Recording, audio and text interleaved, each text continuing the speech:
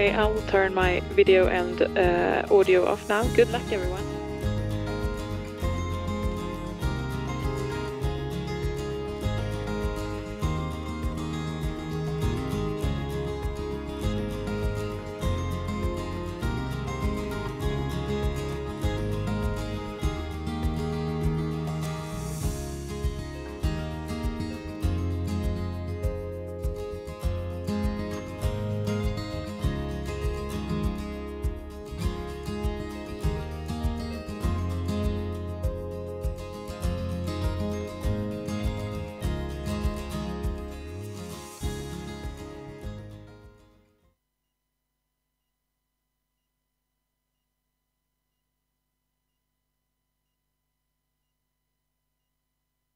De los conveners del Foco en las Américas de la Semana Mundial del Agua 2024.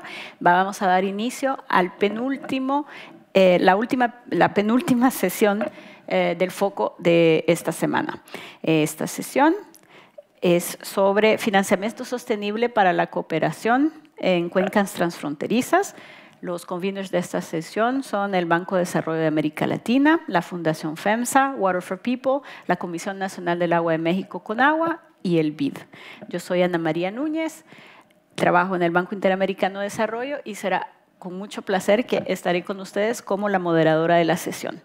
Antes de iniciar, les recordamos que esta sesión será en ambos idiomas, inglés y español. Por favor, para los que están aquí, usen la aplicación que está disponible, y para los que nos siguen de manera virtual, por favor, conectarse y buscar el idioma de su preferencia en las opciones que tienen en la pantalla.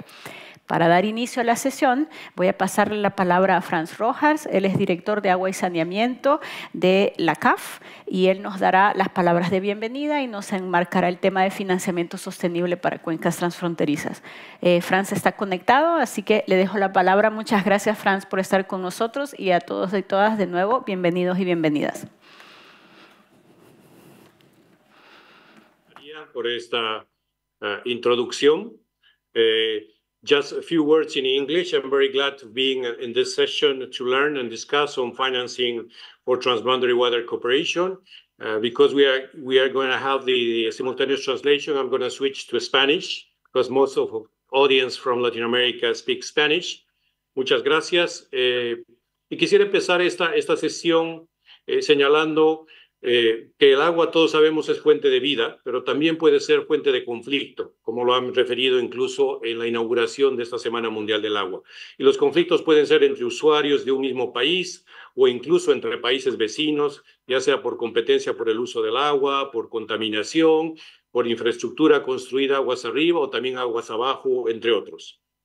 Y la falta de acceso al agua es un punto esencial para nuestra región de América Latina y el Caribe, puesto porque nos preciamos de tener el 30% del agua del mundo, pero también es cierto que la distribución es asimétrica. Hay abundancia y exceso en algunas zonas y es muy escasa en otras, y esta región está muy interconectada, en particular en los recursos hídricos. 22 países de la región comparten aguas transfronterizas que representan el 70% y proporcionan medios de vida para aproximadamente 40% de la población, es decir, como 250 millones de personas.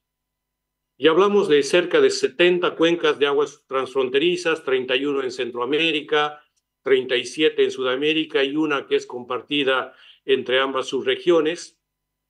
Pero para que vean la importancia, solo 3 cuencas, el Amazonas, Plata y Orinoco, cubren cerca de 10 millones de kilómetros cuadrados.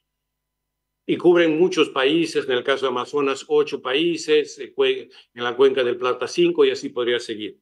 Por lo tanto, nos parece muy importante reiterar que la cooperación, la coordinación en la gestión del agua en la región debe ser la regla. Es muy claro que lo que se haga aguas arriba en cuencas transfronterizas incidirá positiva o negativamente a aguas abajo. Y en este marco, cuando nos referimos a financiamiento en cuencas transfronterizas, estas pueden ser de 2 tipos. Acciones conjuntas por medio de organismos de cuenca multipaís o supranacional, o también pueden ser acciones que realizan los países en su propio territorio, pero que esta forma parte del territorio de la cuenca transfronteriza y que por lo tanto impacta positivamente o negativamente en la misma.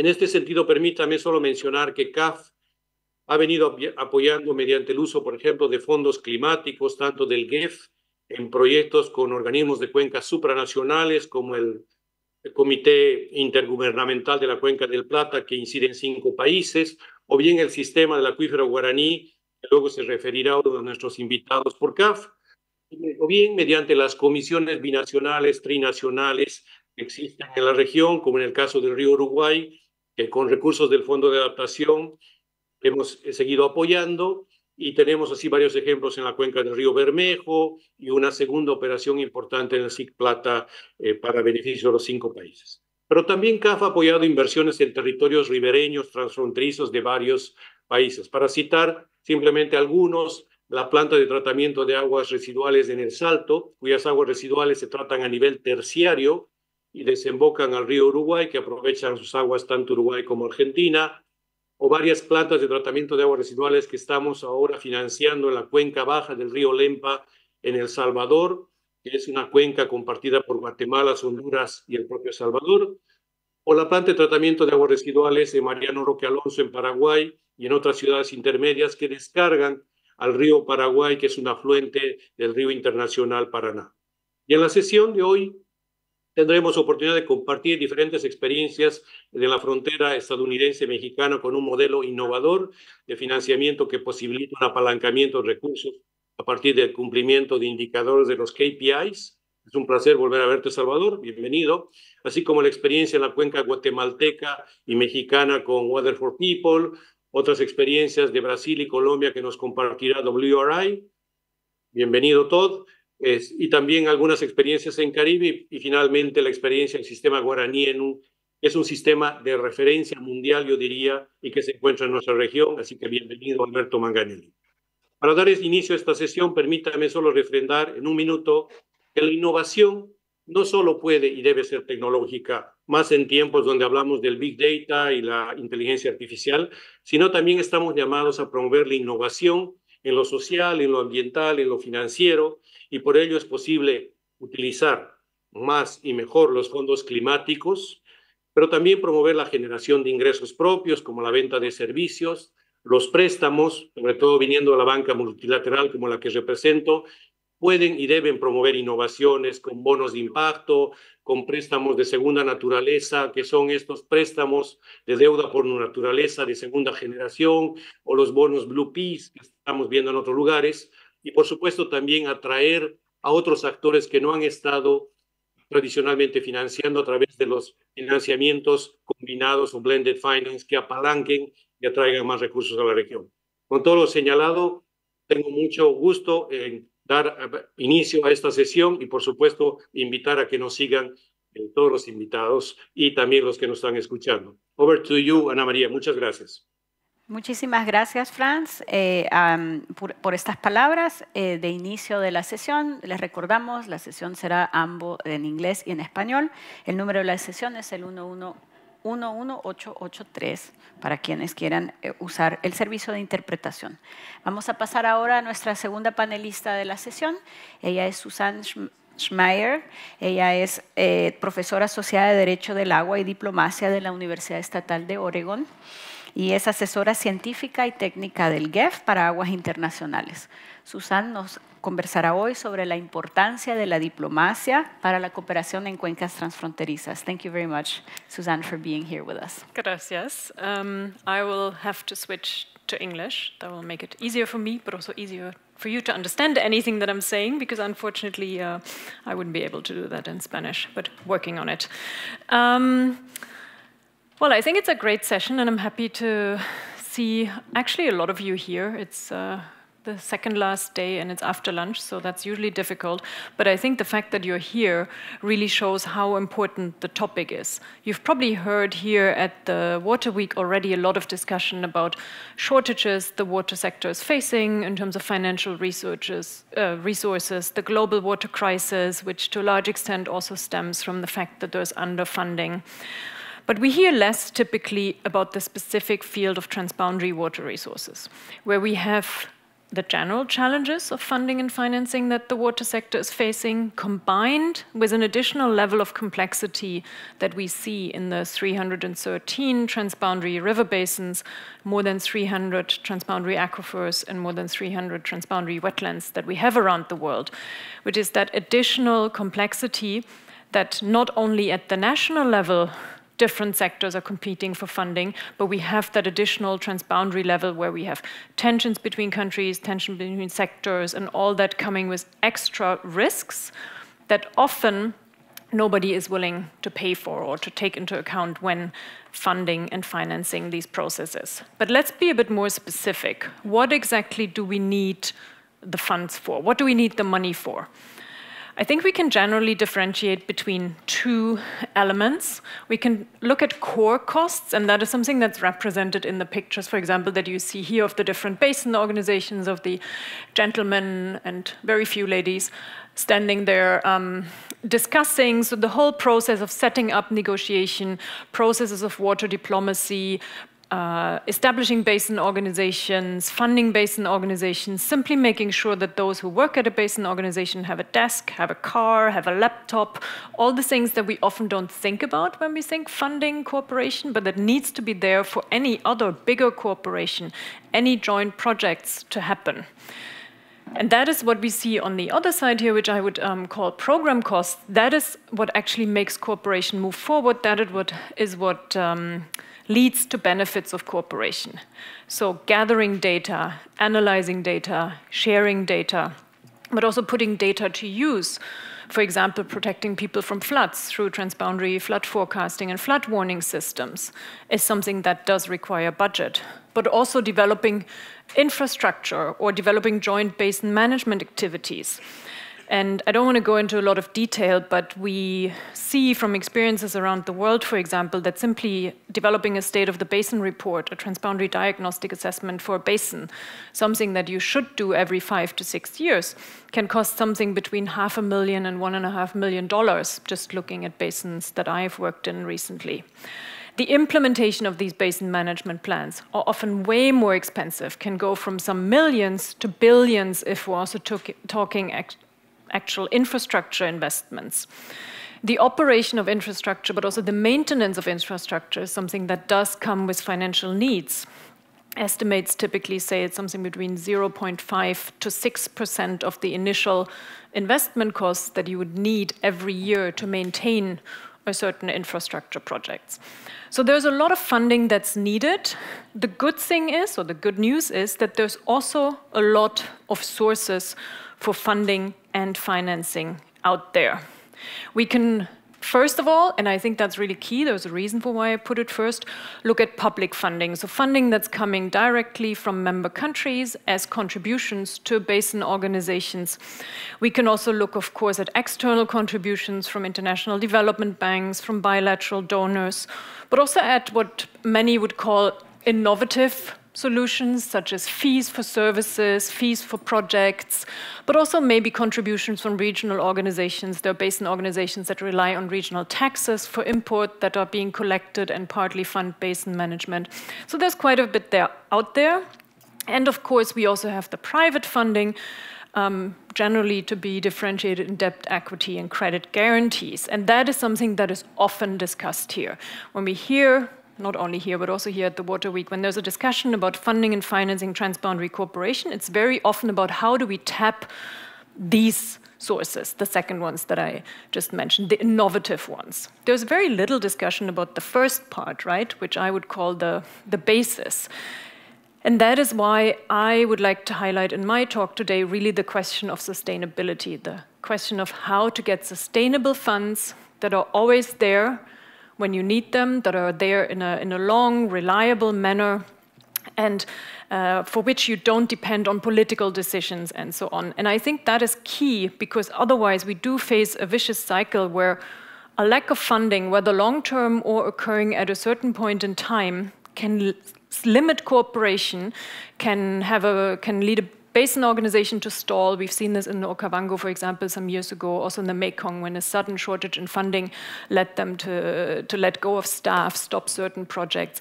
And this can lead to not only limited cooperation, but also limited benefits of cooperation, which then often makes countries, but also external donors, external private investors, reduce or see their interest in supporting that process reduced, which leads you into this vicious cycle that you have even less cooperation, even less benefits, so even less interest, and that goes down.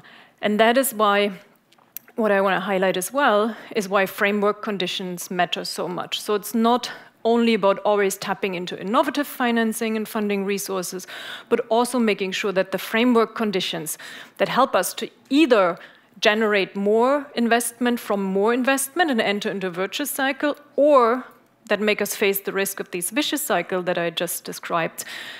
Those framework conditions are what defines it. So it's basin treaties, it's basin organizations, it's institutional frameworks with technical, human, organizational capacity, but also, I think last but not least, important to mention, political willingness. The willingness of politicians, especially outside of the water sector, to put funding into the water sector in general and into transboundary water cooperation specifically, which they will only do if they do see the benefits. And making them see the benefits is increasingly difficult in times of a polycrisis where,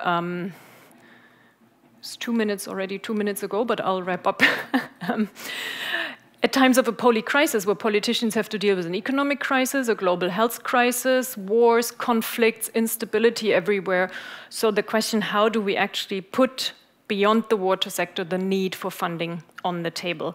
And with that, I will follow the advice that I'm getting to actually wrap up and leave you just with a few concluding messages that I hope we'll also discuss in the session. Really, the importance of funding and financing for the water sector, and especially transboundary cooperation, which is even more difficult than water in itself, but also the importance of these framework conditions to ensure that public funding as the basis, and then additional innovative, whether private, public, or blended, or PPP sources coming on top of that will be sustained in the future. And I would just invite you to have a look at the publication that you see here, which I did for UNECE a few years ago, where all of that is, you can find that in much more detail and with many more case studies. And with that, I leave you with a picture of the Amazon that I was happy to take a few years ago. Thank you.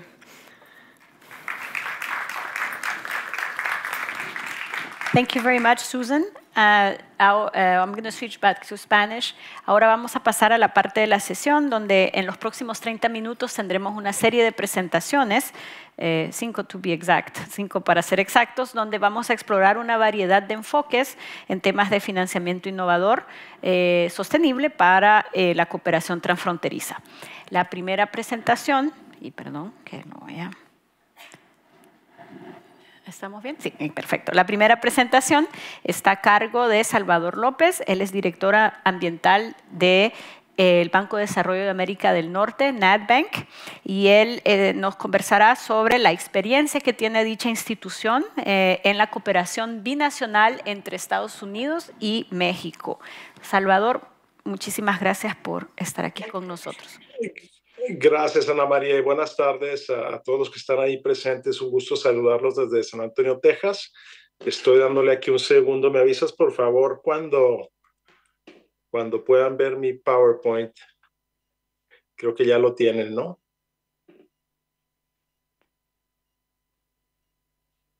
Sí se ve. Ya lo podemos ver. Ya lo podemos ver. Gracias. Adelante. Bueno, les quería yo comentar un poco la experiencia del Banco de Desarrollo de América del Norte como una herramienta de cooperación internacional, no únicamente en temas de cuencas y ríos, como lo mencionó la compañera anterior, sino en términos de cooperación ambiental en lo general, siendo el agua, por supuesto, uno de los pilares más importantes. El banco, bueno, tiene ya 30 años, pero en su momento fue sumamente innovador, ya que fue lo que entendemos, diría casi el primer banco verde, ¿no? Ahora que es un término que está muy en boga, pues hace 30 años no era tan común tener un banco que tuviera un mandato exclusivamente ambiental para financiar proyectos de infraestructura de la misma naturaleza, en este caso con un enfoque en la zona fronteriza de México y Estados Unidos. Y esto debido a que en ese momento se estaba negociando el Tratado de Libre Comercio y pues había una expectativa de que la zona fronteriza creciera tanto en población como en actividad económica, y lo cual a su vez generara mayores presiones tanto en la infraestructura como en el medio ambiente en general. El mandato es amplio, como mencionaba yo. Ciertamente el agua es nuestra prioridad número uno, y aquí trabajamos en todo su ciclo de vida, desde la captación, potabilización, distribución, y del lado de saneamiento, pues en la recolección y el tratamiento. Y bueno, temas que de alguna manera tienen que ver con el agua indirectamente, en tanto de edificaciones, manufactura, etcétera. Y por supuesto el tema de cambio climático hoy en día no se puede dejar de lado. ¿Cómo es que logramos apoyar a las comunidades? Tenemos tres herramientas principales. Una, siendo un banco, pues ciertamente tenemos créditos. Estos créditos pueden ir al sector público y al privado, y a proyectos de participación pública-privada, o APP, como se les conoce en México.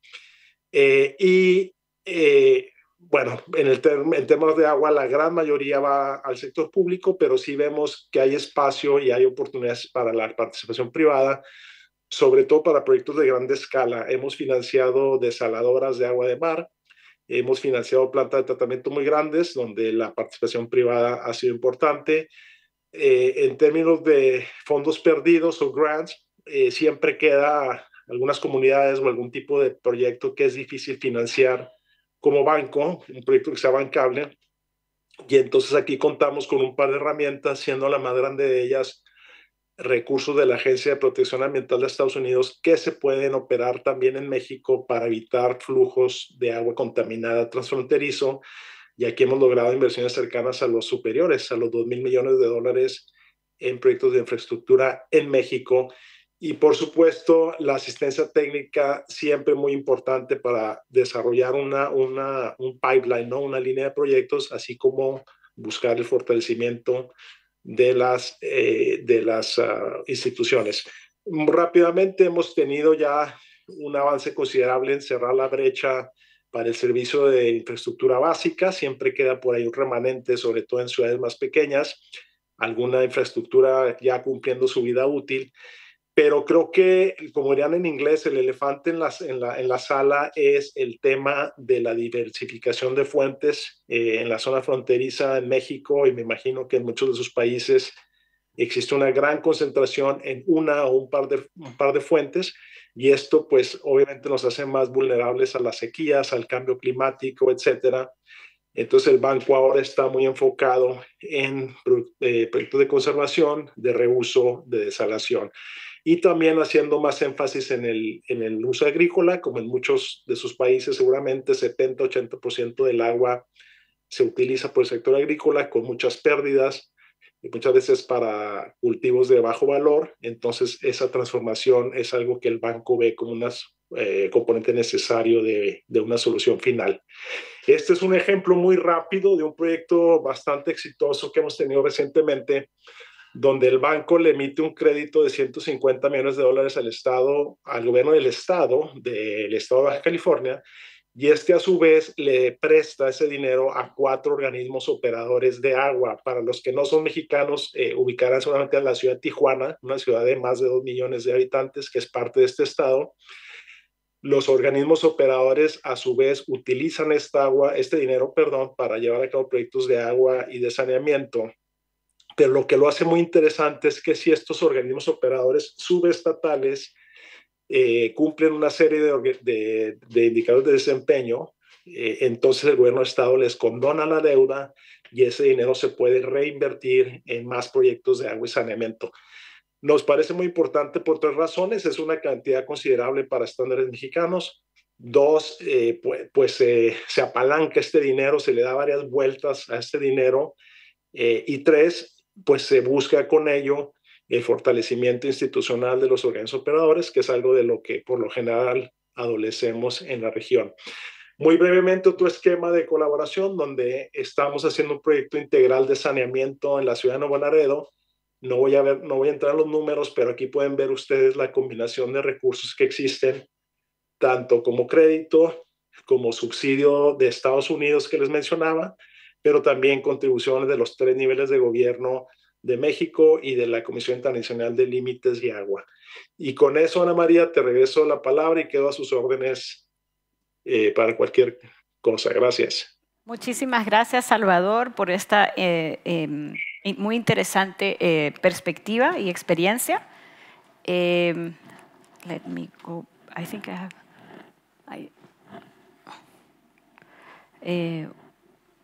Okay.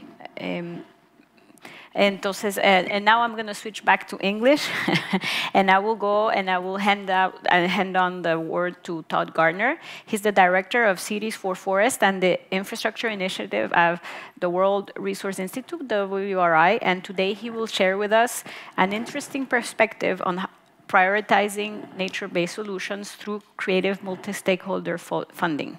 Todd, it's always a pleasure to have you here with us at Focus on the Americas. The floor is yours. Thank you so much.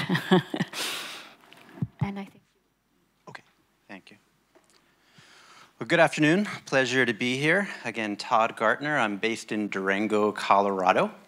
I've been at the World Resource Institute for 14 years now and have the privilege of being the global director of Cities for Forest and the Natural Infrastructure Initiative.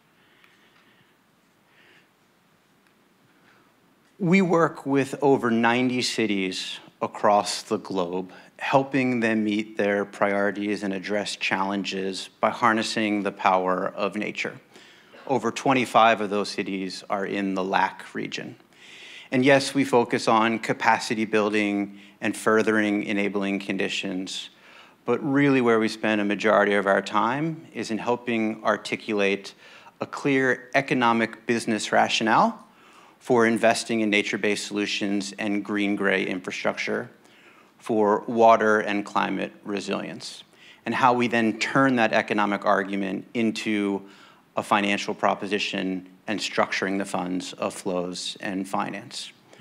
We work within the four walls of a city, dealing with stormwater management, flood control, but a lot of our work is also in the neighboring watersheds, which means that we work across jurisdictions.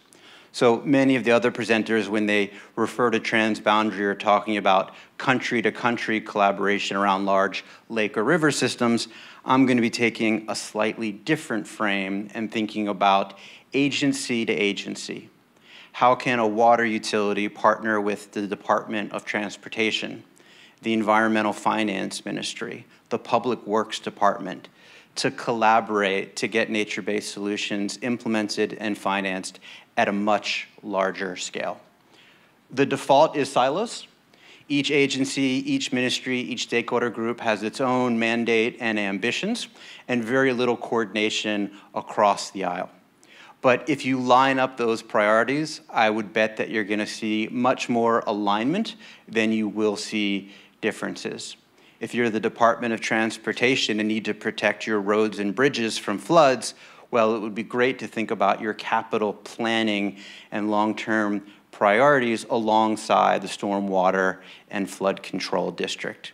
If you're the the finance ministry and need to efficiently deploy resources to the subnational level, how can you work on the front end in terms of program design and long-term implementation with the other agencies who similarly are looking to attract that finance and drive it to the ground?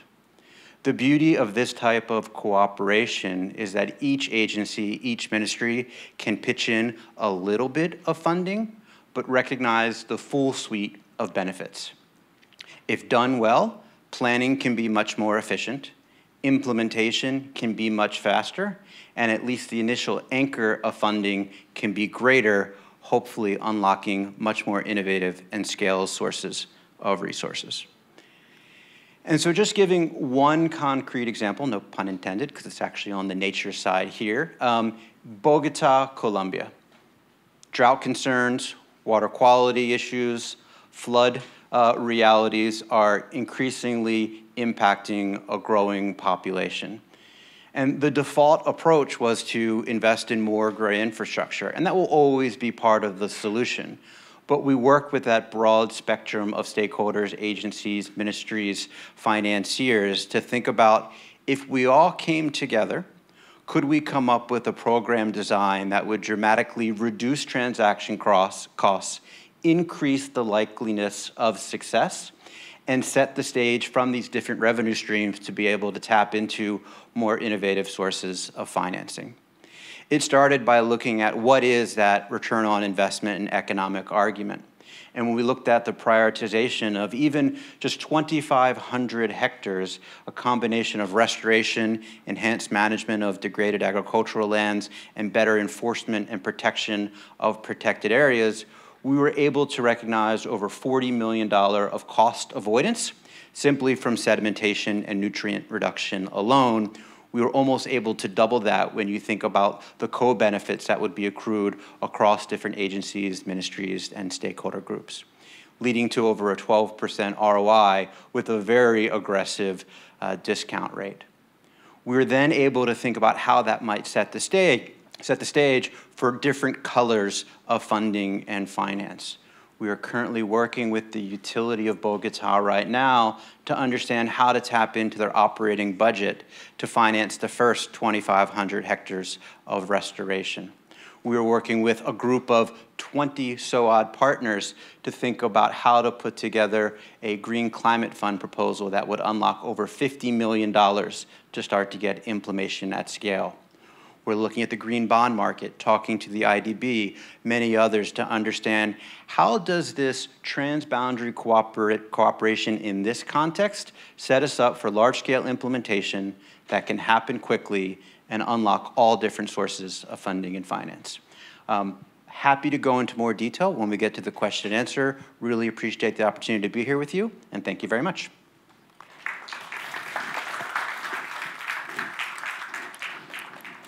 Thank you, Todd, as always.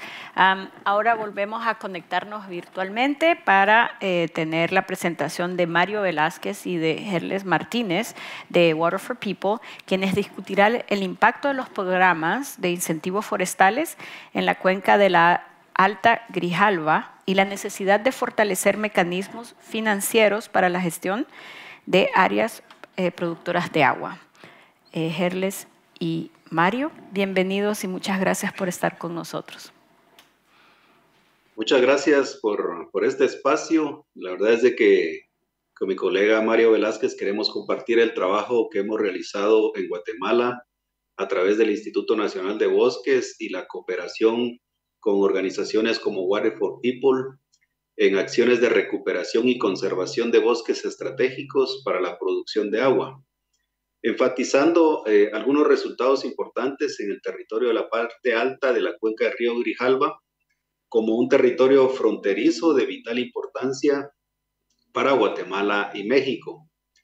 Entonces, con la creación de la Ley Forestal Guatemalteca en 1996, se estableció el camino para implementar instrumentos financieros de política pública como los programas de incentivos forestales PINFOR, PINPEP y ProBosque, orientados a recuperar, restaurar y conservar los bosques estratégicos para la producción de servicios ambientales, con la producción de agua principalmente para el consumo humano. Con los programas de incentivos forestales implementados en Guatemala, se ha logrado la recuperación y conservación de más de 725,000 hectáreas de bosque, equivalentes a una inversión de $815 millones. Y con estas acciones,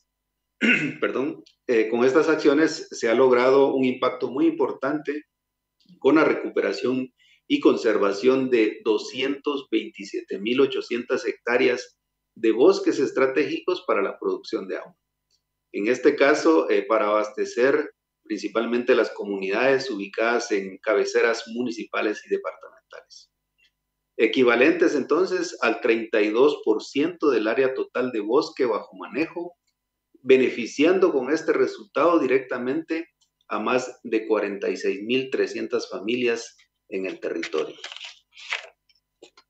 En esta sesión queremos enfatizar los impactos con la recuperación y conservación de bosques productores de agua, específicamente en la parte alta de esta importante cuenca del río Grijalva, que ocupa un 48% del territorio guatemalteco y tiene presencia de 107 municipios y 9 departamentos del país, con una población total aproximada de 4.6 millones de personas, implementando entonces acciones conjuntas para la conservación de bosques y el fortalecimiento de las comunidades locales para gestionar el abastecimiento de agua de calidad. En la parte alta de la cuenca Grijalva, entonces, el Estado guatemalteco, a través de nuestros propios impuestos, ha incentivado la ejecución de 13.800 pequeños y medianos proyectos forestales, logrando la recuperación y conservación de 95.800 hectáreas de bosques productores de agua, equivalentes a una inversión de $122 millones, beneficiando localmente a más de 23.700 familias como resultado específico. Por lo anterior, consideramos que los programas de incentivos forestales, como mecanismos financieros de largo plazo y otros programas de apoyo al desarrollo local, como el desarrollado por Water for People en el territorio, necesitan consolidar alianzas de cooperación para obtener mayores y mejores resultados que se traduzcan en una calidad de vida para la población. Mario. Gracias, Gerles. Yo te quiero remarcar lo que ha explicado Gerles, diciendo que nos encontramos en una cuenca particular que es compartida para México y Guatemala y que tiene un papel fundamental en el servicio, en la provisión de servicios de agua a las diferentes comunidades. En los últimos 15 años, Water for People ha trabajado incansablemente en esta región y hemos alcanzado algunos logros significativos, donde hemos colaborado estrechamente con el Instituto Nacional de Bosques, utilizando los incentivos forestales para proteger las partes altas de la cuenca, que son vitales para la conservación de las fuentes de agua. Gracias a esta alianza, hemos logrado preservar y restaurar áreas clave que garantizan la sostenibilidad de los recursos hídricos en la región. A través de nuestro trabajo conjunto, hemos trabajado en 182 comunidades que han impactado positivamente cerca de 200,000 habitantes, proporcionando servicios de agua y saneamiento de alta calidad.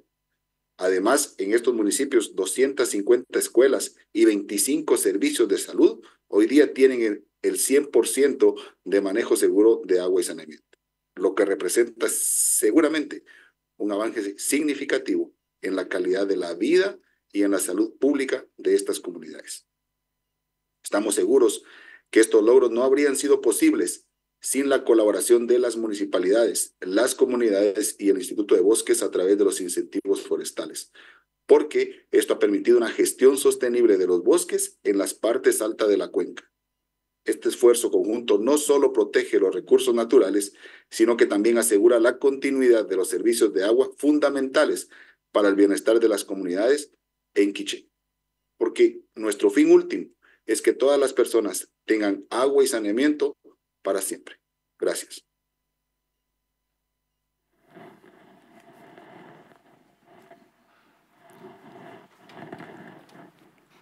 Consulta, ¿terminaron la presentación?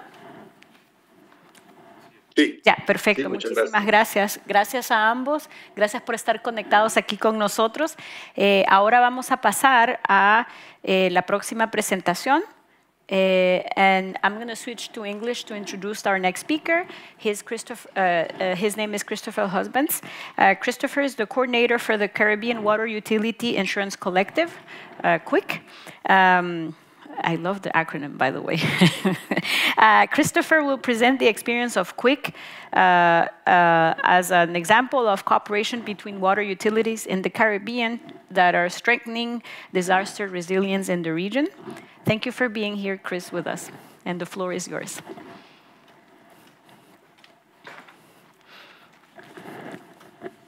Good afternoon, all. Thank you very much, Anna. As Anna said, the Caribbean Water Utility Insurance Collective, QUIC, is the acronym we use, and I'm going to give you a quick overview of QUIC this afternoon.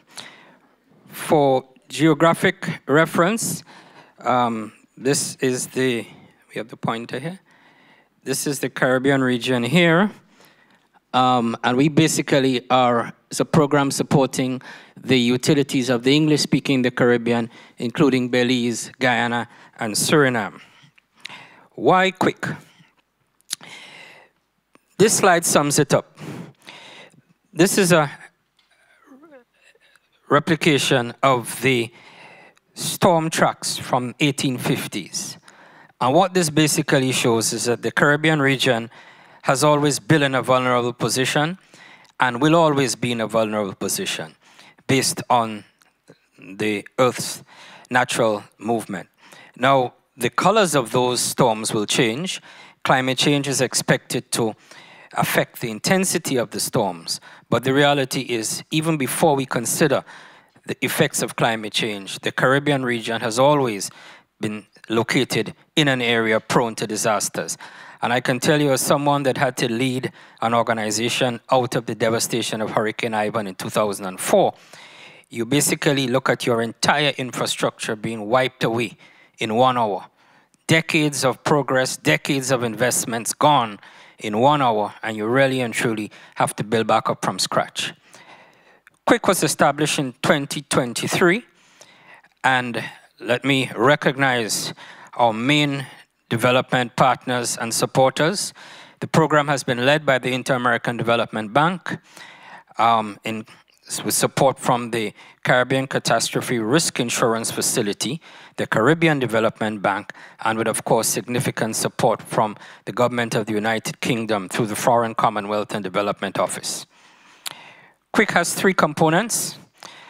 The first component is what we call the response component, and this component is designed to provide immediate support to utilities after a disaster. And this involves, of course, a lot of pre-planning, training, pre-advanced logistics, knowing what systems are where, what materials are needed where, who has the human resource capacity to work where, and of course, most importantly, how do you get persons from point A to point B in the immediate aftermath of a disaster when your normal routes of communication are severely disrupted. So that's the first component, the response component. The second component is the parametric insurance component. And this component provides parametric insurance protection for utilities that purchase a policy. And quickly, parametric insurance, for those that are not familiar with the concept, slightly different to indemnity insurance. You're not insuring a specific asset. You're insuring the entire water sector, and it's based on model losses and model probabilities. The payouts from parametric insurance policies are delivered within 14 days, and that cash is significant in allowing and helping the utilities to recover post-disaster. And the third component is the resilience component. We're not just looking at how we assist utilities to recover quickly after a disaster. We're building in resilience components. We are allowing utilities and facilitating them to gain access to concessionary funding to make the necessary capital interventions in their system, looking at vulnerabilities, fixing those vulnerabilities, so in the event that there is a disaster, the effect on the network, the effect on the country is significantly less. One of the most important factors in determining how a country, how a population, or how a society recovers from a disaster is the ability of the water and wastewater sector to operate. And this resilience component is looking ahead and making the necessary strategic investments up front to say, we are looking ahead to make sure that if a disaster does strike, the effect on the network, the effect on the country is less. So this puts Quick in a quick perspective. As I said, it's an innovative, it's a first of its kind facility, putting together these 3 components with one main disaster management and financing objective, and specifically designed for the water sector, for the water and wastewater utilities. And as I get my warning, I will just remind persons that while the image on the right is 98% of the time in the Caribbean, The image on the left is a harsh reality that we have to continue to prepare for and plan ahead for, because it's a phenomenon that we cannot stop. I thank you very much. I look forward to having an opportunity to engage persons, either at the conference. I have my email there. We'd be happy to engage other persons. We're looking for other partners to come on board, persons that are interested in the Caribbean, in the water sector. We'd be happy to speak to you. Thank you.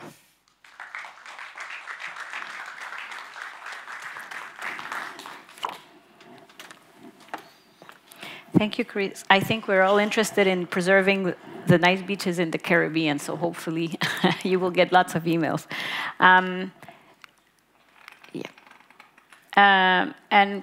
Ahora voy a volver a español y tenemos nuestra última presentación de la serie de presentaciones antes de pasar al conversatorio, y para ello le voy a dar la palabra a Alberto Manganelli. Él es director ejecutivo del Centro Regional para la Gestión de Aguas Subterráneas, y él nos va a presentar el caso del acuífero Guaraní y nos va a destacar las estrategias de financiamiento sostenible para este acuífero. Estimado Alberto, muchísimas gracias por estar aquí conectado con nosotros. Le cedo la palabra. Muchas gracias. Buenas tardes para allí, buenos días para la región. En primer lugar, quisiera agradecer a los organizadores y particularmente a CAF por haberme invitado a participar de esta sesión. Rápidamente y a modo de contexto, podemos decir que los proyectos regionales son la herramienta por medio de la cual se propone y concreta la cooperación, la cual comprende aquellos programas, proyectos de cooperación técnica o acciones de cooperación en general que se implementan en 2 o más países y que están enmarcados en las prioridades definidas por los mismos en las agendas regionales, potenciando así la integración, la cooperación fronteriza, la solución de problemas comunes y la puesta en marcha de políticas regionales.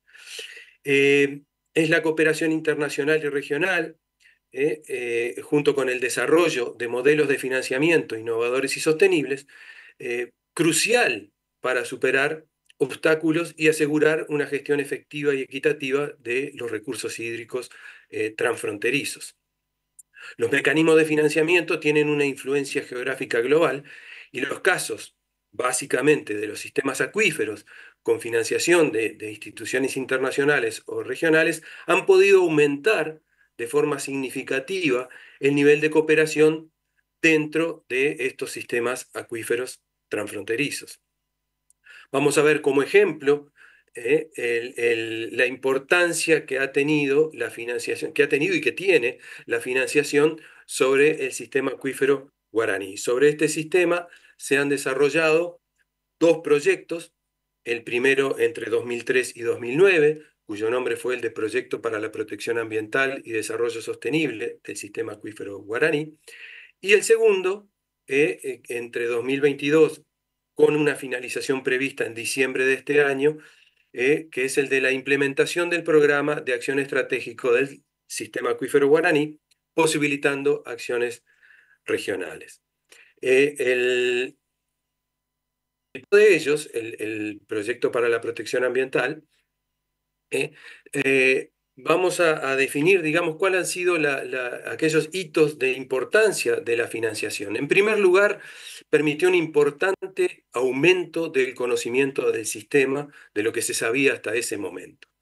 Permitió a su vez abordar temas que no eran tomados por los países en conjunto, por ejemplo, proyectos pilotos transfronterizos, tener un mapa de todo el sistema bajo un mismo sistema de coordenadas. Recordemos que son 4 países diferentes con 4 sistemas diferentes. El intercambio de información, que hasta ese momento solo había acaecido a través de vínculos académicos, establecer un sistema de gobernanza, etc. A su vez, en el caso del Guaraní, es claro que mientras hubo financiamiento, hubo actividad conjunta. Y una vez que finalizó ese primer proyecto, estas actividades tuvieron un decaimiento hasta prácticamente desaparecer. Pero a su vez podemos destacar una importancia que va más allá de la ejecución del propio proyecto. Este desarrollo impuso una marca guaraní en el mundo y por lo tanto logró un aumento de la visibilidad del agua subterránea en general. Fue el primer proyecto JEF en acuíferos transfronterizos y su resultado exitoso permitió el desarrollo de otros proyectos en otras partes del mundo.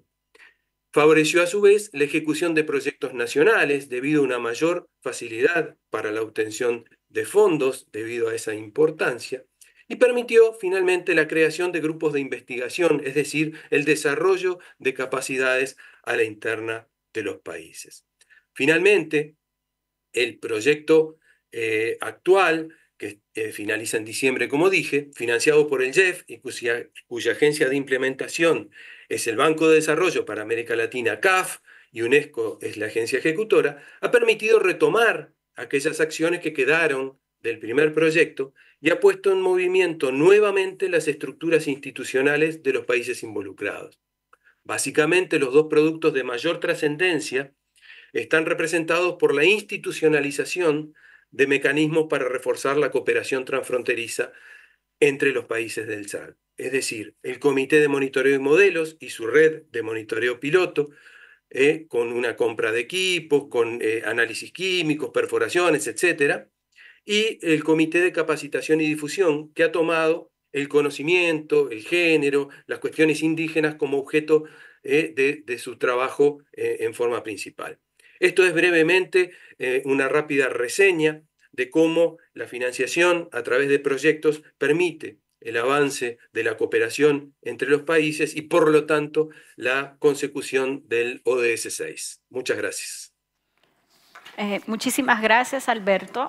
Con esto damos por concluida la parte de la sesión con las diferentes presentaciones, así que le agradecemos mucho por habernos acompañado a todos los, tanto en persona como virtualmente, a todos los que nos han presentado sus experiencias.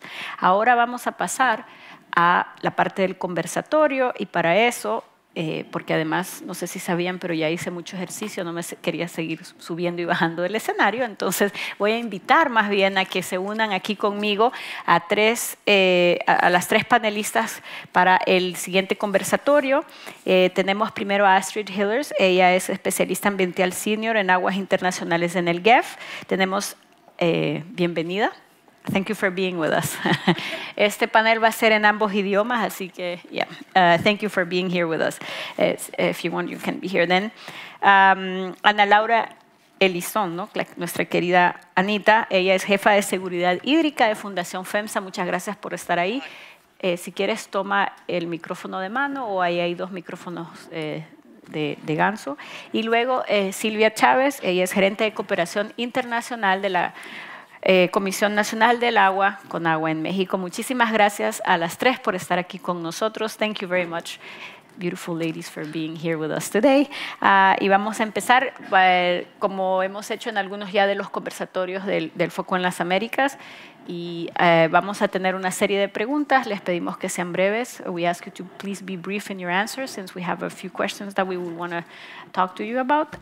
Y luego tendremos un minuto para finalizar la reflexión. Discúlpenme si les estoy dando la espalda. Estamos tratando de acomodarnos aquí en el escenario. So the first question will be for Astrid. And then we would want to know, what do you see is the role of grant versus national / or public or private financing mechanism in transboundary cooperation? Thank you very much, and there's probably not a short answer to this, but I will try.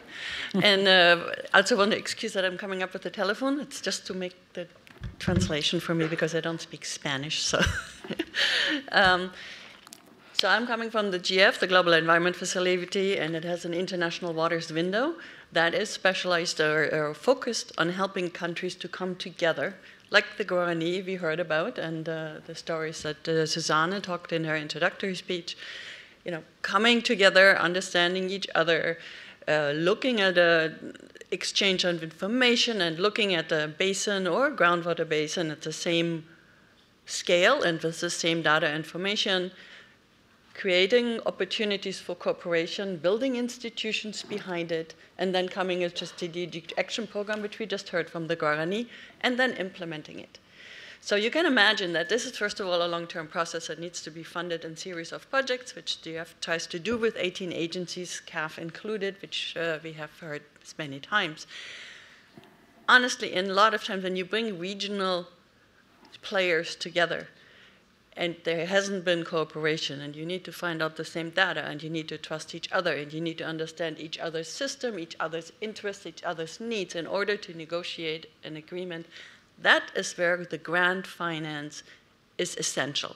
Nobody takes out a loan. There's not a private sector coming to get countries together and looking at processes and institutional building and all of that and building capacity.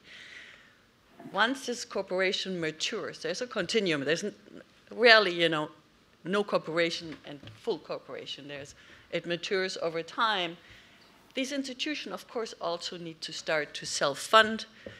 As Susanne talked about, there needs to be co-cost funded by the countries or by innovative financing schemes. But once it comes to strategic action programs, which also include infrastructure and so forth, that is on the institutional and on the implementation side where public finance, countries need to own it, and loans and grants are essential because grant resources cannot build water infrastructure. It's just not enough. So this is where it ramps up and the grants slowly should come down. So first of all, for ownership of the institution, and when you come to the investments, just for the sheer size that you need to leverage. So this, I think, is going with the continuum. Once there's a lot of institution trust building still, there's probably more grant needed, and then it goes to the private and the hard investments. Thank you very much, Astrid. Very, I think it was pretty short and clear. So thank you. So thank you very much. We remind the audience if you have any questions afterwards, all our presenters will be here even after the event. If you want to send them to us, we can definitely get them answered from you. So I'm now going to go to Fundación FEMSA. So Anita, we heard the case presented by Todd from WRI, which is, I know, an important ally for you in Fundación FEMSA. In this case, then, could you share with us the challenges that you see for as a private sector institution in order to invest and unleash more sustainable financial mechanisms and watershed cooperation? Claro que sí, Ana María, y voy a hablar en español. Pues muchas gracias por la pregunta. La verdad, nosotros venimos ya varios años intentando desbloquear, intentando ver de qué maneras podemos traer nuevos mecanismos financieros a la mesa. Es complejo, es retador, y creo que hay tres temas importantes que tenemos que tomar en cuenta para que esto suceda. El primero sería la medición, la evaluación. Tenemos que tener esquemas mucho más rigurosos y entender mejor el sistema de lo que estamos hablando, qué estamos midiendo, para poder tener buenas bases para crear mecanismos financieros. Estos mecanismos financieros también necesitamos, tomar riesgos para poder tener buenos sistemas de medición. Muchas veces no queremos invertir en la medición, sino ya ver los resultados, pero es importante poder alocar recursos a la parte de medición, de tecnologías, de innovaciones. Y por último, una vez teniendo como este sistema robusto de medición, el marco jurídico también juega un rol súper importante. Necesitamos poder traer más flexibilidad para poder realmente hacer que esos mecanismos financieros pues funcionen para el largo plazo. Muchísimas gracias, Ana. Y entonces paso a Silvia para nuestra tercera pregunta de esta serie. Quisiéramos saber qué atribuciones tiene la CONAGUA, en particular sobre asuntos transfronterizos, que nos pudiese compartir. Claro, buenas tardes a todos y a todas. Antes que nada quisiera tomar un momento para agradecer la invitación del Banco Interamericano de Desarrollo para participar. Es un honor compartir la sesión con Astrid y con Ana Laura. Muchísimas gracias. Y bueno, espero que algunos de ustedes no sepan qué es la Comisión Nacional del Agua para que esta información sí sea importante para ustedes, porque veo muchas caras conocidas que ya conocen a la Comisión Nacional del Agua. Pero bueno, la Comisión Nacional del Agua es la institución del gobierno federal encargada de la administración de los recursos hídricos en todo el país, incluyendo los recursos que se comparten en la frontera norte y en la frontera sur. Para hacer esto, bueno, tenemos que administrar los recursos para garantizar agua para la población, también agua para las actividades productivas, para la industria, para la agricultura. Y otra de las funciones que muchas veces no es conocida por parte de todos acerca de la Comisión Nacional del Agua es que también somos responsables no solo de la construcción, pero también de la operación y el mantenimiento de muchas de las grandes obras de infraestructura del país. Y también tenemos la atribución de monitorear con el apoyo del Servicio Meteorológico Nacional los fenómenos hidrometeorológicos y proteger a la población de los efectos adversos de estos, como las sequías y las inundaciones.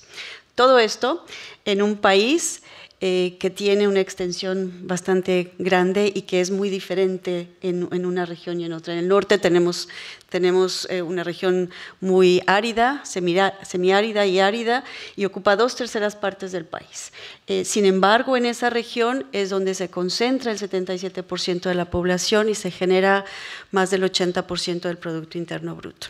Entonces, tenemos un panorama ahí un poco complejo, mientras que en el sur tenemos que ocupa una 1/3 parte del país, tenemos más agua, tenemos las 2/3 partes del agua renovable disponible en esta área del país y una concentración de población del 23% y el 18% de la generación del Producto Interno Bruto. Son dos realidades bastante difíciles y complejas. Habiendo dicho esto, bueno, tenemos fronteras compartidas, aguas compartidas en el sur y en el norte, y quisiera hablar más del norte porque es donde tenemos un marco jurídico establecido, un instrumento jurídico que es el Tratado de Aguas Nacionales de 1944, ya son 80 años de ese tratado, y en el marco de este tratado se norma toda la cooperación internacional en términos de las aguas que compartimos. Se ha establecido las comisiones internacionales de límites y aguas para apoyar toda la gestión. Son entidades binacionales conocidas como SILA en México. Hay una SILA, una Comisión Internacional de Límites y Aguas en México, y hay otra en Estados Unidos, y cabe mencionar que actualmente ambas son dirigidas por mujeres. Extraordinarias hidrodiplomáticas, si me lo permiten. Entonces, también para coordinar todos estos esfuerzos dentro de la propia Comisión Nacional del Agua existe un área especial que apoya técnicamente todas las gestiones tanto de SILA como de la propia Comisión Nacional del Agua. Y por supuesto, la misma Gerencia de Cooperación Internacional participa apoyando en la colaboración conjunta con Estados Unidos. Cabe mencionar que la SILA no es de Conagua, no forma parte de la Comisión Nacional del Agua. La SILA depende de la Secretaría de Relaciones Exteriores. Entonces, como ven, hay una serie de instituciones, una serie de actores, tanto dentro como fuera de la institución de la Comisión Nacional del Agua, que participan en la gestión de los recursos transfronterizos, sobre todo en la parte norte de nuestro país. Muchísimas gracias, Silvia. No sé si me excedí, perdón. No, pero muy interesante. Además, quisiera resaltar un tema que se mencionó también en sesiones pasadas, que hay que tener cuidado con los promedios. Usted lo mencionaba en el caso de México, no podemos hablar de una ventaja hídrica regional, pero no sabemos una vez ya las realidades en terreno que se puede dar de diferencias entre las regiones. Así que pasando de nuevo a Astrid, so I'm going to switch back to English.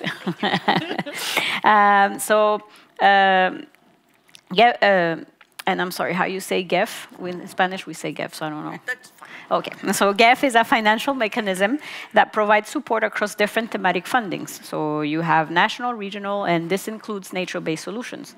So can all of these be combined? And are there any lessons that you would want to share with us on transboundary institutions? Sure, can do that. Maybe I need to step a little bit back and explain what the GEF is. So yeah, but don't step too far from, from the mic. So the GEF, first of all, stands for the Global Environment Facility. It is a financial mechanism for many of the multilateral environmental agreements. So what's that? You know, biodiversity, climate change, land degradation, the Chemicals Convention, and we also have a window in international waters. So the way it works is there's a formula by biodiversity, by impacts from climate, and by emissions, where funding for the different conventions gets put in the pot, the GEF, and then allocated to the countries. So when you're a country, you have a national allocation, probably not the right legal word, but anyway, there's a pot of money for you to work on climate change and biodiversity and land degradation. Whereas the international waters funds, of course, they're not by country, right? It's shared waters. So this is a global fund, and that is used for regional projects. And similarly, so with chemicals and waste, it is not allocated by a country, but by issues. So that it's flexible to work on PCBs or on mercury and so forth. So these national allocations are really the country can determine what their priorities are, and then we help them to align it with the strategies and the guidance from the conventions.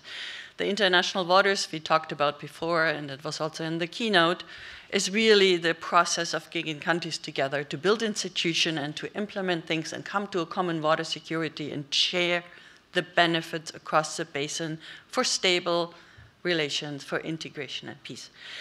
So these are always limited, right? So you need so many things, and there's so many priorities that you determine when you do transboundary analysis. You say, okay, my country needs wetlands and biodiversity protection, there's land degradation, there's issues out of adaptation to be done.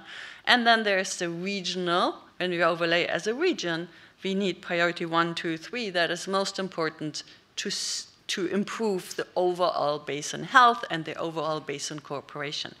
So yes, you can combine these sources. So it makes it much stronger. If you take the regional funds for really regional functions, common DSS decision support systems, data exchange, the regional institution building, and so forth, that's really done well with the regional funds, and these regional funds can also fund investments on the national scale. But if you beef that up with saying, you know, each country wants to see rapidly something happening on their ground, if you can combine it easily in one project, you don't need to apply for different projects, you put it together and say, oh, in country A, we want to do certain things on biodiversity and climate adaptation, because you also can combine it with the climate change adaptation finance, all in one project, and put it forward so that benefits on the ground are much more easily felt, because you also put your national resources behind what the regional resources facilitate. A little bit of lessons, of course, nature-based solutions is a lot what the GEF does on all of these funds. And a lot of times they're, of course, on national level, because that's where the national investments come in and you see the benefits. So these are much more examples we have there, if it's on watershed protection and infiltration happening and helping the cities on the ground. So we hear about water funds. FEMSA is involved in many of those, and a lot of times the bottling industries and so forth, because they use water and they want clean water. But also the cities, if you look at the Kido Water Fund, you know, if a city is very dependent on its upstream watershed, it will invest. And so you have these payment for ecosystem services schemes, which are water funds are one of them. We have very little yet. I think the Trifinio is trying to develop something on the regional scale. But with climate change kicking in and you needing really to look at the wider watershed, we should take lessons. And at some point, I think we will come to the point that we see these regional investments happening. Same for, somebody before talked about sedimentation and the need to gear up to have infrastructure holding up longer. So if there's a joint infrastructure like in the Senegal or some regional important infrastructure that produces power or stores water or helps for flood protection, wouldn't it make sense for countries in a basin to invest, or for the downstream countries to invest in watershed protection upstream to keep the infrastructure going forward, because it makes economic sense and it makes factual sense. So I think there are lots of lessons learned we can pick up from these schemes. More difficult if you have a transboundary. Latin America, the continent has lots and lots of good examples on conservation trust funds. You know, look at FUNBIO and mechanisms that we can learn from that could be, it is a steady fund, there's an endowment being created, sinking fund first, but an endowment created also by investors to get to some conservation out funds. But once you have an endowment, you have a steady stream if you invest that to fund, for example, basin institutions. So the Okavango, for example, is starting to the Corp Fund for the same thing, not only to fund institutions, but to also fund investments on the ground for the big Okavango in a delta. There's a Mekong Fund that also looks at a regional fund. So I think there's real opportunities to learn lessons, how they set this up institutionally with an outside investor money intermediary to give confidence to investors to put money in these financial institutions. And there's a big network in Latin America around that actually the world and the river basins should truthfully look at where there's the Pantanal or something involved that is of world value, and there will be investments in there.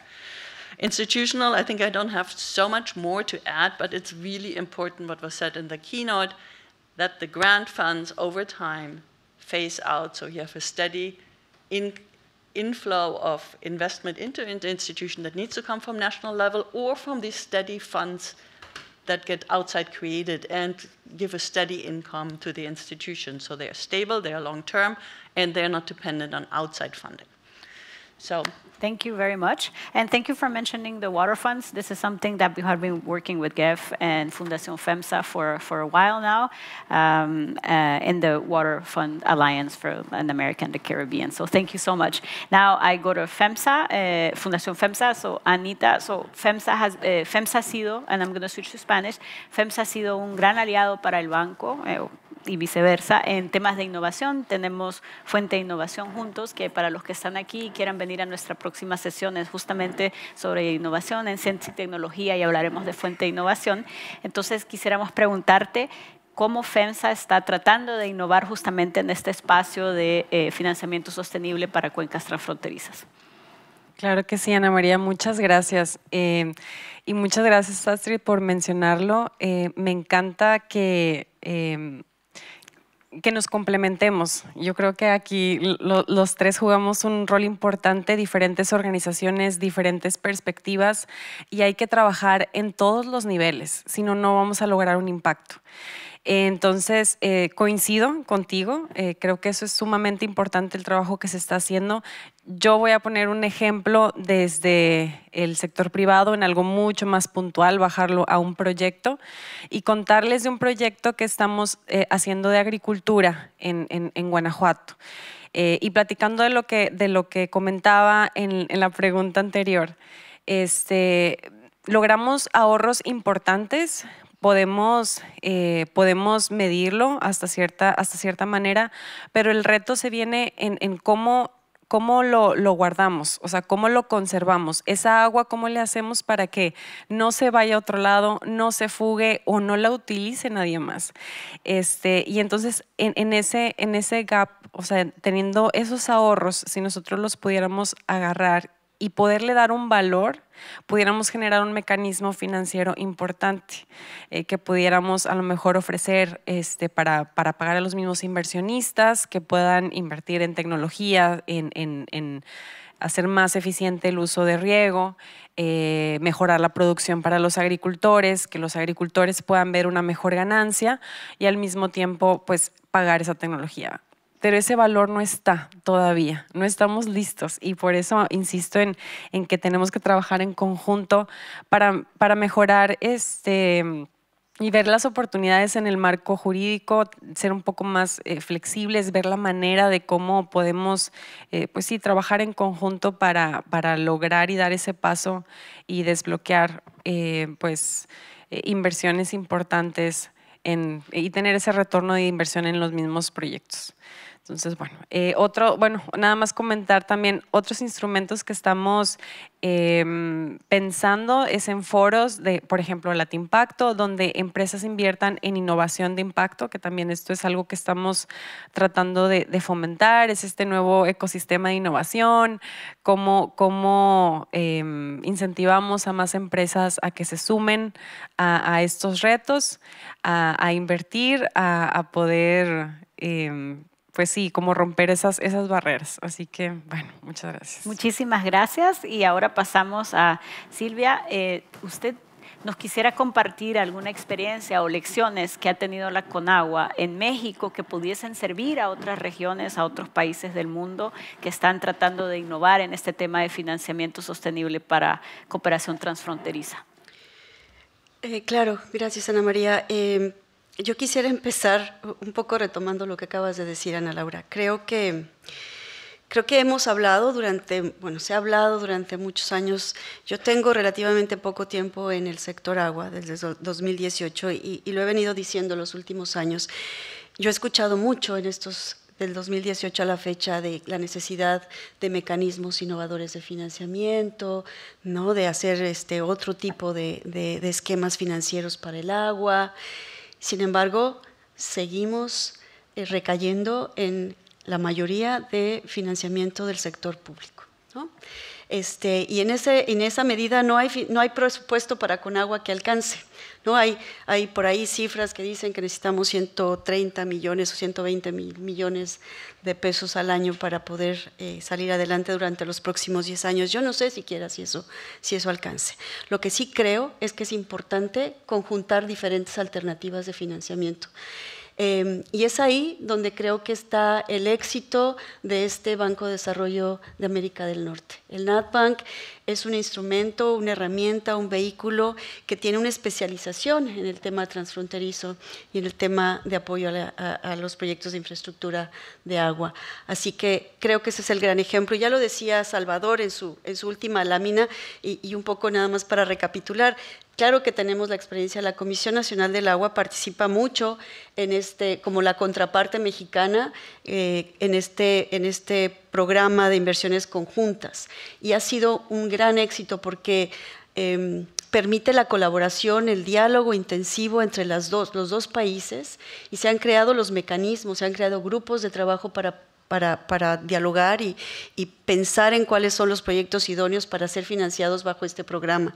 Eso ya de entrada es muy bueno porque ya se presentan proyectos que ya están revisados, ya están acordados, y como decía, los requisitos son que tengan un impacto real, transfronterizo en ambos países, que sean de apoyo para la población. Son programas básicamente o proyectos de infraestructura de agua potable, drenaje y saneamiento. Y entonces está esta contraparte para el BEIF, para los recursos que se canalizan a través de EPA y por medio del NatBank, y la contraparte de la Comisión Nacional del Agua a través de los programas que llamamos federalizados. Tenemos un programa federalizado específicamente para temas de agua potable, drenaje y saneamiento. Y ese programa tiene ciertas reglas, y una de ellas es que este programa dispersa recursos a todos los estados del país, incluidos los 6 estados de la frontera norte. Entonces, lo que hace es, las reglas de operación es que Conagua pone una parte, pero también implica que las autoridades locales de los estados y los municipios pongan otra parte. Entonces, por eso la última lámina de Salvador es bien interesante, porque se suman los recursos no reembolsables de EPA, los recursos que aporta la Comisión Nacional del Agua de su presupuesto, pero también los recursos de las autoridades estatales y locales. Y se puede también complementar, por supuesto, ese sería lo ideal, con otros mecanismos de financiamiento. El NatBank puede otorgar créditos para poder apoyar estos proyectos. Los proyectos de agua potable son intensivos en su uso de recursos, ¿no? Y sí, para desarrollar los proyectos de entrada, pero luego para ejecutarlos y luego también para darle mantenimiento y seguimiento a la infraestructura. Tenemos ya muchos casos de infraestructura que se construye y luego por falta de recursos no se le da mantenimiento, y entonces es inversión perdida. Otro de los grandes mecanismos y experiencias que tenemos desde la Comisión Nacional del Agua, no quisiera dejar pasar la oportunidad de decirlo, es esto que hacemos en la Gerencia de Cooperación Internacional, buscar alternativas de financiamiento, y estas pueden aplicarse a cualquier país, a cualquier, región del país, tanto en los estados fronterizos, con, por supuesto, el acuerdo con Estados Unidos o con nuestros vecinos en el sur, pero hay fuentes de financiamiento como el propio GEF, como el propio GEF, ¿no? que son un poco, digamos, complicadas de bajar los recursos, debo decirlo, tienen unos proyectos de preparación y ejecución bastante largos, pero bueno, está ahí la disponibilidad. Y por supuesto que tenemos la experiencia histórica con la banca multilateral, con el Banco Interamericano de Desarrollo, que hemos tenido muchos proyectos en préstamos con ellos. Y bueno, quería yo dejar pasar la oportunidad de mencionarlo porque aunque no generan adicionalidad al presupuesto de la Comisión Nacional del Agua, sí son muy importantes porque creo que el acompañamiento técnico y el acompañamiento durante todo el proceso con sus reglamentaciones en la parte de adquisiciones nos puede ser muy benéfico. En fin, la conclusión final es: necesitamos realmente crear este sistema financiero del agua del que tanto se ha venido hablando en los últimos años en México. Gracias. Muchísimas gracias, Silvia. Tenemos unos minutos para ver si habría alguna... Bueno, primero, antes de pasar al Q&A, las preguntas y respuestas, quería saber si alguna de ustedes quería en un minuto agregar algo más o si ya podemos pasar a la sección. ¿Estamos bien? Yo, sí. Tal vez sí. Solo agregar que creo fielmente que este modelo de cooperación que tenemos con el programa de inversiones conjuntas en Estados Unidos es un modelo bastante exitoso porque ha especializado una banca de desarrollo en los temas fronterizos, ha especializado ya forzado, digamos, que otros actores puedan también sumar al financiamiento. Y por último, también tenemos un programa de inversiones conjuntas que se llama Frontera 2025, que es de todo el sector ambiental, está liderado por la Secretaría de Medio Ambiente y Recursos Naturales en México, y ahí, bueno, son cuatro metas estratégicas. Una de ellas es, por supuesto, mejorar la calidad del agua y en donde se promueve el reuso, la creación de infraestructura necesaria para la reutilización y para el tratamiento de las aguas residuales. Perfecto, muchísimas gracias, Silvia. Dejo ahí. Gracias. Y perdón si no los vemos hasta allá, pero ok, ya veo. Es que hay una luz por aquí, pero sabemos que están por ahí. Thank you all for your presentations today. My name is Gregory Holliday with the World Business Council for Sustainable Development, director of the 50 Liter Home Coalition.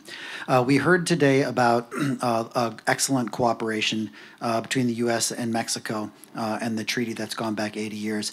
That treaty primarily deals, or almost exclusively deals, with surface water, but there are a lot of cities that share groundwater, and specifically El Paso and Ciudad Juarez, almost entirely groundwater, and almost no formal cooperation mechanism to manage that water.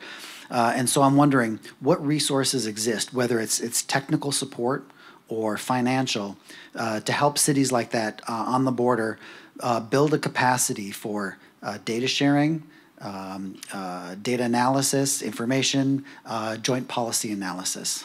Thank you.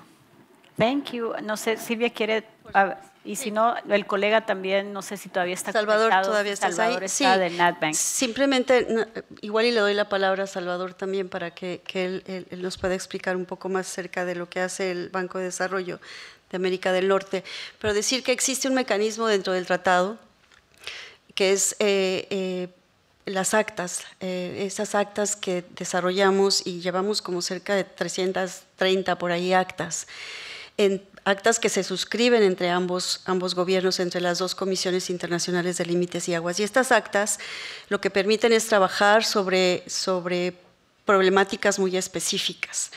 Sí hay una colaboración, sí hay un diálogo permanente, se han creado a través de estas actas grupos de trabajo técnicos, grupos de trabajo políticos, porque tampoco podemos deslindar las decisiones de política con las decisiones técnicas, y han probado, porque se han suscrito muchas de estas actas, han probado ser valiosas. No todos los problemas están resueltos, por supuesto, sabemos de las complicaciones que hay en la frontera, y sí, efectivamente, la mayor parte de las acciones que llevamos a cabo bajo el tratado son para aguas superficiales. Efectivamente, hay una necesidad de hacer más en el tema de aguas subterráneas, y también la información, por supuesto, que podamos compartir con Estados Unidos es muy importante. No sé si Salvador quiera decir algo más. Sí, gracias, muy amables. Bueno, en efecto, yo solo para agregar un poco a lo que comentaba Silvia, creo que en la zona fronteriza de México y Estados Unidos se ha logrado, yo tengo 30 años en este negocio, y creo que sí se ha logrado de manera bastante clara y tangible la colaboración que existe a nivel local también entre ciudades hermanas, como lo llamamos aquí, entre El Paso, Ciudad Juárez, una comunicación muy continua, relativamente informal, que no depende necesariamente de los grandes protocolos para llevarse a cabo, ¿no? Y esto se da en temas de agua y saneamiento, en temas de residuos sólidos, en temas incluso de apoyo a emergencias, ¿no? Durante incendios, durante derrames de alguna sustancia química, donde ambos países colaboran, ¿no? No solo Estados Unidos hacia México, siendo Estados Unidos el país más desarrollado, pero incluso México colaborando con Estados Unidos en ese tipo de emergencias, ¿no? Entonces, destacar también que es importante que crear estos ecosistemas donde a nivel local se da la colaboración más o menos informal, y es algo que creo que se ha logrado a lo largo de los años en la relación fronteriza México-Estados Unidos. Muchísimas gracias, Salvador. ¿Alguna otra pregunta?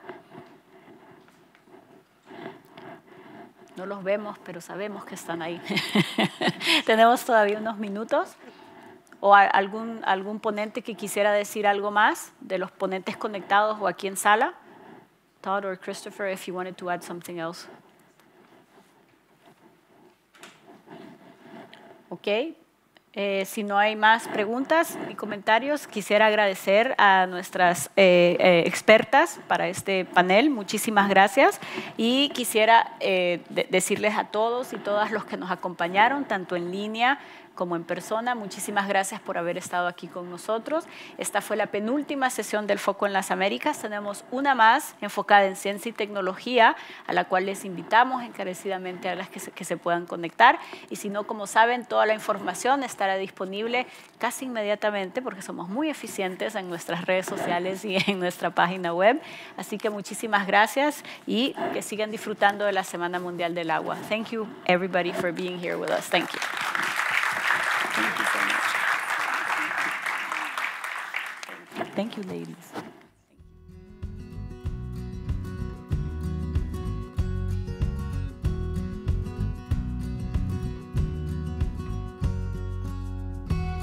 Gracias, Alberto.